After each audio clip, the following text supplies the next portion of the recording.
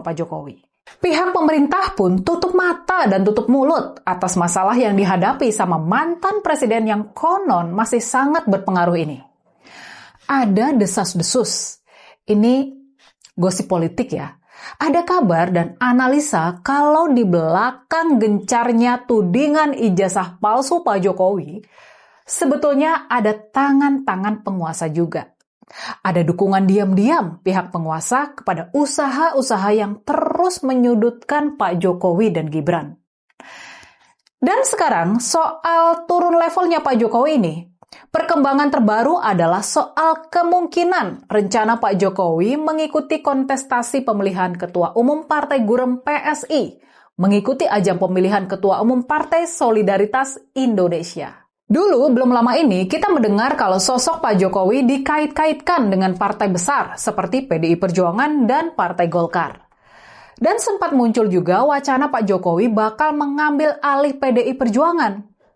Ada juga wacana Pak Jokowi bakal didaulat secara aklamasi menjadi Ketua Dewan Pembina Partai Golkar. Wacana-wacana itu sekarang sudah meredup dan kabarnya Pak Jokowi malah mau ikut kontestasi pemilihan ketua umum dari Partai Gurem, dari partai non-parlemen, dari PSI.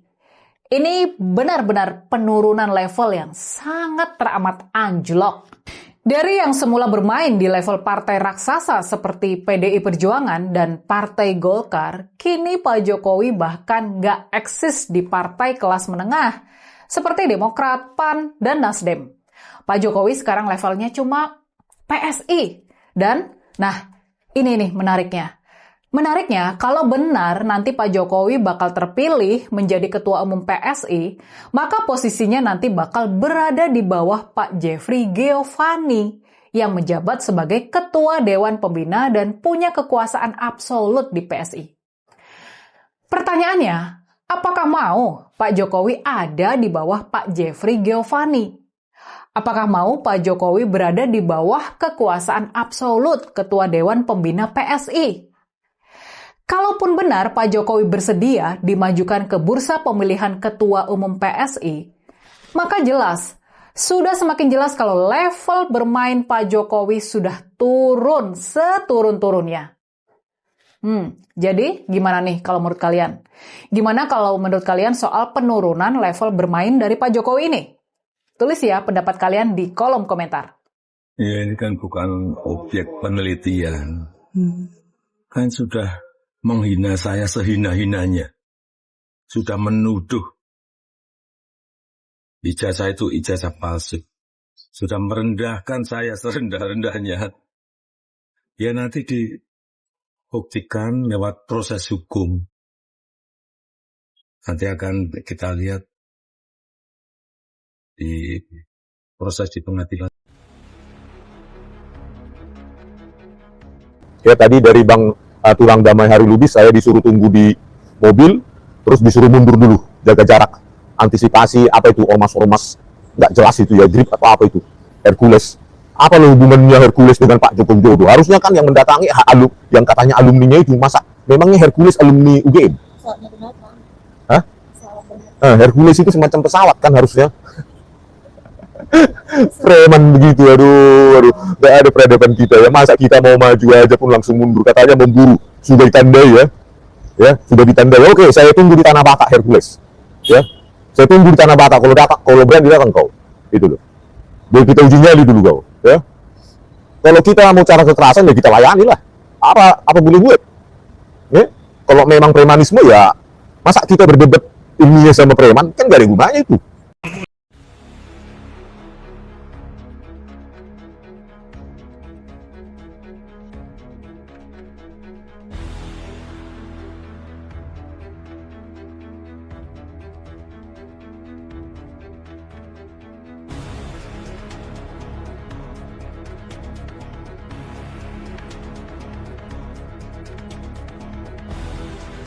Lo itu lihat gue dibilang sama aja sama pasien, gue nggak sama aja. Justru gue klarifikasi sama si pasien nih. Lu kalau ya, kurang juga gini caranya pasien. Astagfirullahaladzim. Ini anak abad DM semua ini. Sekarang kau serang mereka. Saya nggak mau saya. Nggak mau. Ngapain kau sudutkan pas ya? Emang pas anak abah? Dia cuci tangan ini. Ditanya apa, diteken kok jawabannya. Posisi si pasnya tetap aman. Jadi nggak bisa kau giring opini ke sana ke sini kemari. Kalau kau bercerita tentang anak abah, emang pas anak abah bukan? Jadi nggak ada kemarin dia jadi gini, host.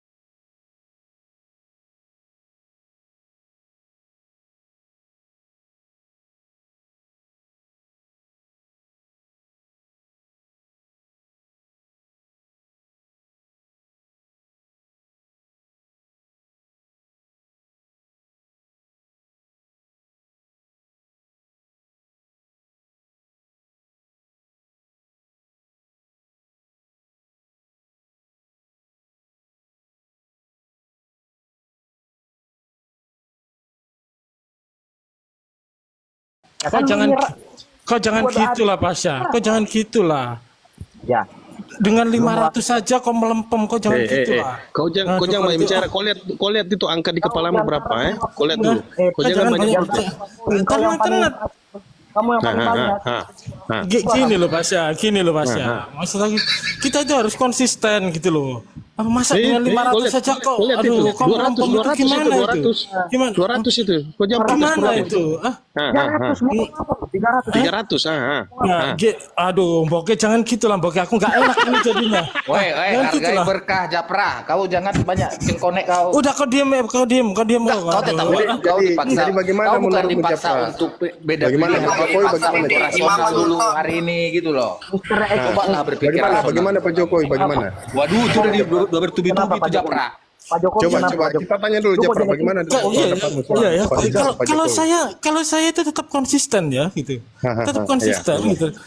Jokowi itu buat apa lah gitu. Itu tetap aja gitu Jokowi 500. harus menunjukkan itu. Aduh Boke jangan kayak gitu, ini iman aku udah mulai goyah nih Boke. Aduh Boke ini aduh. Mr. X dengan Mr. X dengan saya mendengar suara-suara kalian, saya memiliki keyakinan jika nanti pada 2029 Prabowo dan Gibran berpisah dan maju menjadi calon presiden, maka yang ada naik di atas ini akan menyerang Jokowi. Itu keyakinan saya. Ya, jadi begini Japra. Apa menurutmu nih Japra? Saya mau tanya dulu. Apa Pak Jokowi itu ada kebaikannya nggak Japra? Iya. Ada nggak kebaikannya Pak Jokowi? Ya, sebelumnya nggak ada sama sekali, tapi hari ini kok ada dikit gitu loh. Oh gitu ya? Iya ada dikit.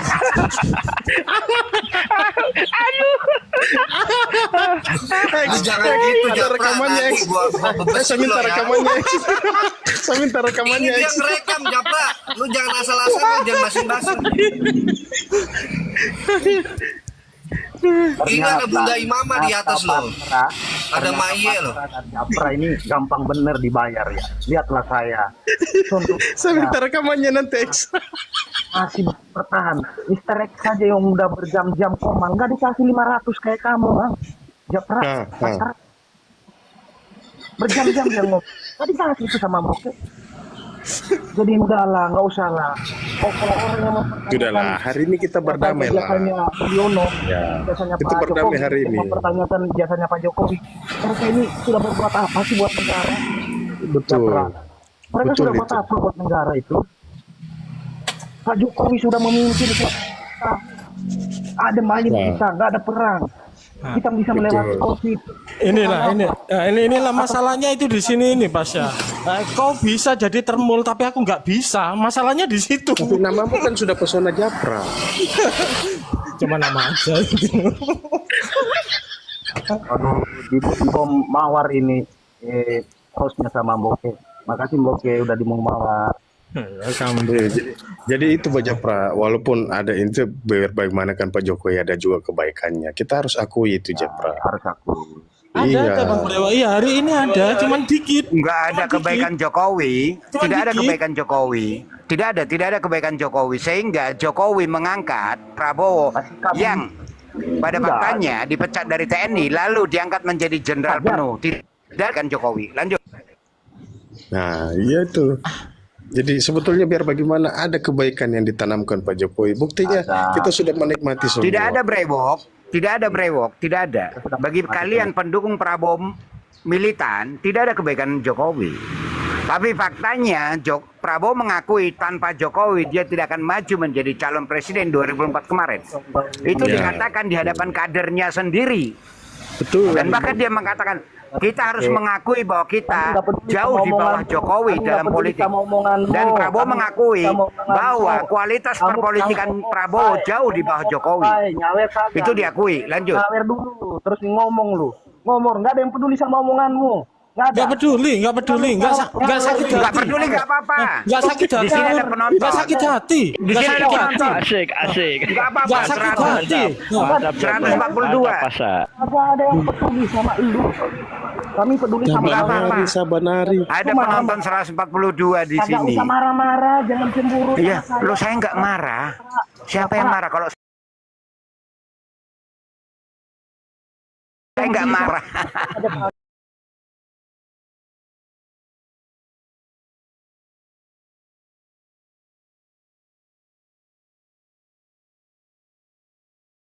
Sesuai kewenangannya menyatakan.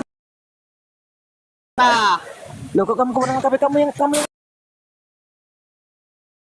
tadi? Loh, bukan saya. Jangan kamu baca itu peraturan PKPU-nya. Gimana sih Anda ini?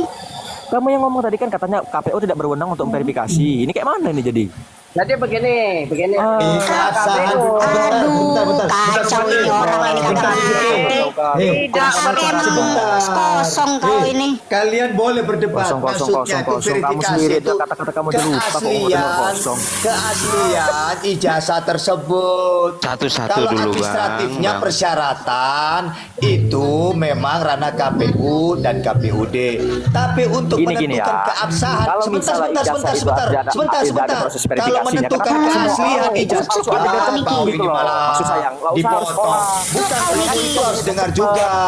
Jadi debat kusir ini. Kita ini bicara realita fakta.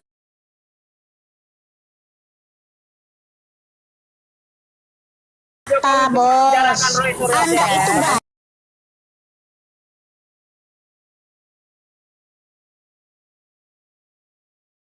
udah pakai asumsi ya susah. Ya bicara peraturan KPU. Jangan cuma pikiran kamu aja yang mau. Jadi gini, tadi udah dijelaskan sama Bang Putra Gandhi ini. Jadi gini, tadi sudah dijelaskan sama Bang Putra Gandhi bahwasannya data persyaratan untuk seseorang ya mau ikut berkompetisi menjadi kepala daerah ya itu sebatas itu. Apa aja data-datanya ya sebatas itu, tapi tidak diverifikasi keasliannya oleh KPU karena KPU tidak ada kewenangan untuk memverifikasi keaslian ijazah orang. Ya sudah. Anda baca peraturannya itu. Bagaimana ini? Kenapa harus asli dulu harus ini? Buat apa itu namanya mencalonkan? Ya, yang diserahkan itu fotokopi legalisir. Anda paham nggak sih? Bukan ijazah asli. Gimana Anda ini? Kucuk kalian ini. Kalau kamu cuma berbicara tentang hal ini itu ya semua orang juga bisa. Bagaimana? Itu peraturannya yang gue ucapkan. Lu bicara asumsi. Bagaimana? KPU sesuai kewenangannya sudah menerima berkas-berkas yang diterima itu sesuai yang menurut peraturan PKPU. Kenapa jadi calon kepala desa beli? Aduh, gua ngomong termul ini memang kucuk juga ya. Daerah bukan. Bentar, astaga. Si Malun, yang kamu sampaikan Abdul Ghani yang kamu sampaikan itu betul. Verifikasi persyaratan betul. verifikasi keaslian. Itu tidak boleh KPU menanyakan itu. Makanya kan saya sampaikan bahwa sesuai dengan kewenangan KPU. Iya setelah gantian nanti situ sampai ngomong terus gak apa-apa. Aku juga. Tapi permasalahannya yang terjadi baik di KPUD dan KPU itu hanya legalisir, Mas. Udah nggak ada penunjukan ijazah asli di KPUD maupun KPU. Itu yang terjadi. Bukan. Saya ini mau menanyakan omongan Sasuke tadi kan. Dia ngomong, saya bukan nggak ada urusan sama Putra. Dia tadi mengatakan KPU itu nggak berwenang untuk memverifikasi katanya.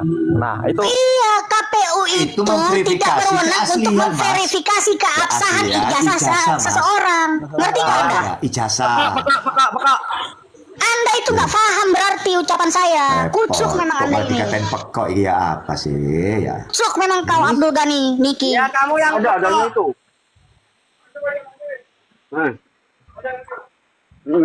Jangan nak pindah. Pindah belum?